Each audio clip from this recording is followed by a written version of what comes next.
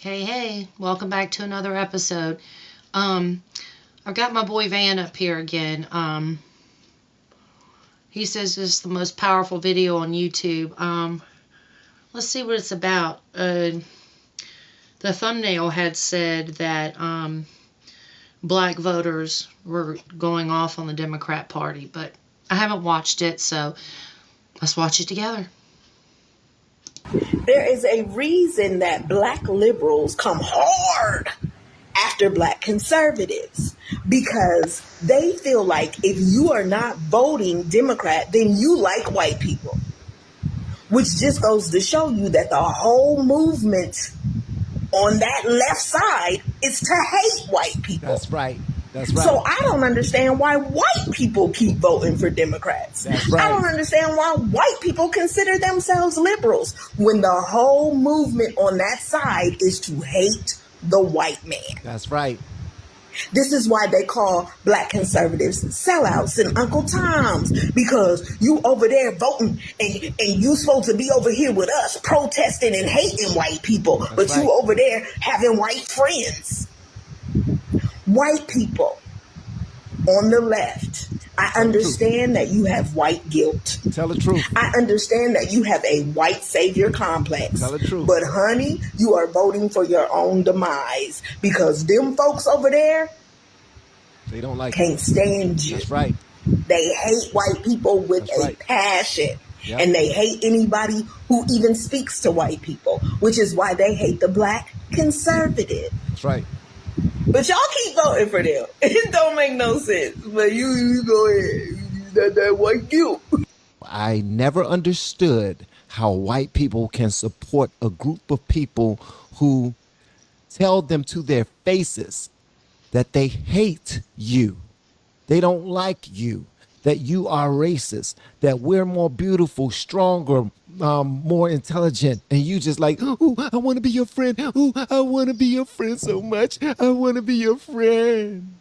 It just makes absolutely no sense whatsoever. Let's go. I want to go to your point about what did the Conservative Party, right now, what are they doing, is illegal migration. And I have many videos talking about how when you allow millions of people who are not, classically educated, right? They don't have a degree from something. When they come in, the jobs that they take are blue collar jobs. I have multiple members of my family that have criminal records. They need blue collar jobs. If you look at the results of the mass deportation acts, black men are getting jobs in trucking. They're getting jobs in home improvement. They're getting jobs in moving and storage. That's right. This is a fact that was direct. And I just was talking to her about this outside.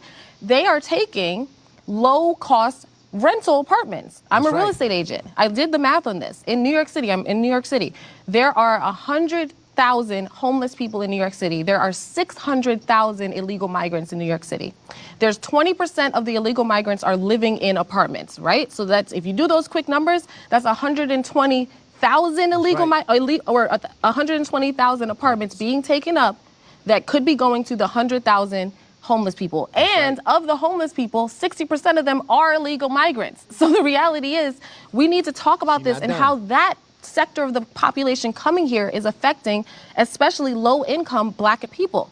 Also, abortion needs to be mentioned because the reality is as we abort more of our black babies, we become or keep staying a lower minority in this country. There are somewhere around 400,000 black babies aborted every year, not just babies. There's 1 million abortions every year. There's 400,000 black babies aborted every year. Black people only make up 13% of the entire U.S. population. So if we kept 1 million people every 2 years, we would literally stop being a minority in this country in the course of like 10 years. 1,000%. Preach it, sister. Got a woman here who's thought about some things, and she's absolutely right. That is exactly what the illegal immigration issue causes. It lowers real wages for Americans. It causes Americans jobs. It causes Americans places to live. Yeah, I mean it's quite obvious that they were trying to replace us during Biden's administration by just letting millions upon millions upon millions of people in. Anyway. Percent. Now listen to everything that she just now said. When a black person asks, they've asked me all the time on the internet, what has voting for Trump done for you? Immigration. That's what immigration. We have been helping people grow online. It has been absolutely amazing. Immigration. He's absolutely right. That has been a huge problem. From you. Because when you move the people who snuck in the theater out of the way, there's a bunch more seats available for the people who paid to get in. Think about that. It's that simple. With all of the homeless people on the streets, if they had a shelter to go to, or an apartment to go to, or a hotel to go to that we are not placing illegal immigrants in, they now have somewhere to lay their heads. In Black America, if we are not killing our babies through abortions, then we are growing our population. If we are not killing each other on blocks that we don't own, but then when the president wants to do something to add some safety and stop people from unaliving each other in their own black communities, then things will be safer and we will be okay with going outside, watching our kids play, enjoying our communities. Police won't even need to come around there and threaten our people. Think about that.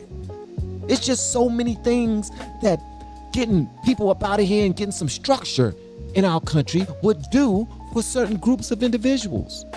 So when somebody asks you, and this is for you, if you are a minority and somebody asks you, what has voting for Trump done for you?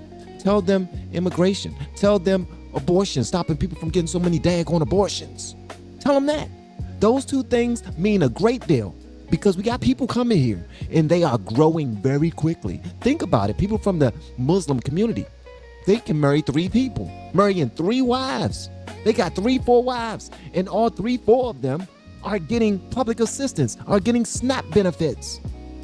And I'll tell you what they're not getting. They're not getting abortions. A Muslim woman would not dare kill a Muslim child in her womb. She would be put to death for that. they're having babies. A lot of them. They're not having abortions. Think about that. I'm a black woman in America with conservative views, and somehow that offends more people than actual racism. The moment I don't agree, I'm no longer independent or strong. I'm a coon, bootlegger. Funny how respect disappears when I don't vote or think the way I'm expected to. That's Here's right. the part they hate the most. My identity does not belong to a political party. That's right. My skin color isn't a contract, and my mind is not up for group ownership. You don't have to agree with me, but you will respect my right to think for myself. I love how she said, you ain't got to agree with me, but you will respect my right to think for myself.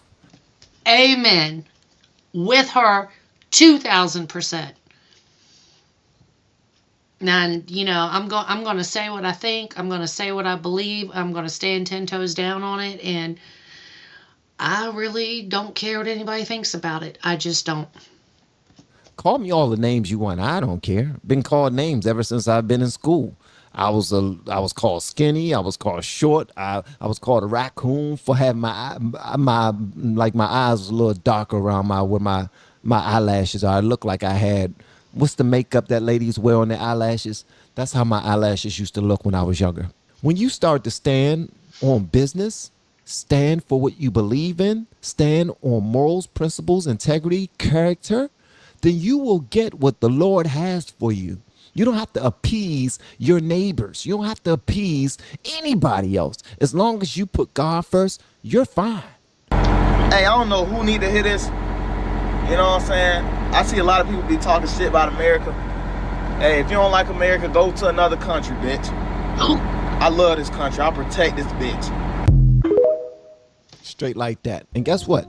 This young man has actually been called all types of names right now all over the internet, all because of this statement right here. All because he's willing to put his life on the line for a country that his whole entire family lives in. And people are saying, you're willing to fight for that racist president? Yeah, you got a lot of keyboard warriors that love to say things that they would never say to your face. Yeah. We just don't care anymore. We don't. You willing to fight for this racist country? I'm sorry, my whole family lives here. If I don't get out there, who will? Everybody can't cower behind the whole racist thing. They're racist, they don't love us, so we're not fighting for them. Then who will? We need somebody to fight for us. And the people with the balls to do it, let them go do it. And pray for them while they do it. Not pray on them. Not pray for their downfall. Not root on our opposition and our enemies, because that's what people are doing. Do you know how dangerous and sick-minded you gotta be in order to prey on our downfall, and you're the one that's gonna, all of the benefits that come from us winning these conflicts, you're gonna be a part of it? You literally live in the best nation in the world, but you feel like if I say that or if I acknowledge that, then I am a coon, I am a bootlicker, I am sellout, I am this, I am that. Who gives a damn, bro? This is the country that we live in. He's right. He's absolutely right. And I really hope people who are watching this video right now, I hope they're not just hearing it. I hope you're actually listening to the things that he's saying. Taking it in. Processing it. Thinking about it. Because he's spot on. We were born in. We were raised in. This is the country we should want to see some success come to. We should want to win everything. Period. That's where I am. I'm trying to tell y'all, man, I didn't love this country at all when I was growing up. I didn't know anything about it. But what was taught to me in my school, and what was taught to me in my school was the Pledge of Allegiance and Star Spangled Banner, and what else? And that the flag was racist, the country didn't like black people, and many other things. But I was not taught to honor and love our country. That's it. So I didn't. I honored and loved Black Panthers, people who fought the country. I honored and loved communists. Honored and loved Marxists. That's what I honored and loved. But the older I get, the older I got, and when I got my own family, I made the decision to get more responsible, to go out there and get a job, to want to marry the woman that I'm starting a family with, to want to have property so that my family can have their own homes, have their bikes in the backyard where they got stolen before. When we got our first home, which was a townhouse in District Heights, Maryland. And our bikes got stolen, but I was still that same young guy from the old neighborhood, and I went through them dangerous Maryland neighborhoods, their apartments. I was looking at people's backyards. I went on a hunt for my kids' bikes. When my car got stolen, I did the same thing in that same neighborhood. But that's what happens, and we end up moving to another house, and then we moved to another one. Like this, I started to be more conservative minded, is what I'm saying. And that's what you're gonna do too, and a lot of you already have. And you want to see your children's children have a nation that they could be proud of, have a nation to live in. Because if we don't operate this properly, we won't have one. If we're continuing to vote for people who just open up the floodgates and letting in millions of strangers who we don't know who they are, what they're capable of, then how in the hell can we track them? How can we police them? How can we make sure that they're here for the betterment of our nation as a whole versus just coming here to use us up for whatever we can offer them? Bringing their own culture here, their own ways of living, not wanting to assimilate to our Constitution, but wanting to bring us Sharia law. Think about that. That's what our last president wanted to do. That's what he was doing. He even threatened border states for them not to close the border, for them not to turn people away. He did. Tell me that's not illegal, man. That's illegal as hell. But we couldn't say nothing? And now when you say this to black people, they're like, man, I don't want to hear Trump racist, man, whatever. And back to what the first young lady said, white people, you white Democrats, I would never understand how in the world you can fight for a group of people who tell you every day that they hate you. That will always, I would never understand that ever. But y'all let me know whatever y'all want me to know in the comments below. If you have yet to hit that subscribe button, please make sure you... I agree with you, Van. That was a pretty powerful video. The things that he said, they were spot on. They were spot on. And like I said, I hope people do more than just hear it. Anyway, let me know what you guys think. Make sure you like, comment, share, and subscribe. And I'll see you in the next video. Thank you for watching. Goodbye and God bless.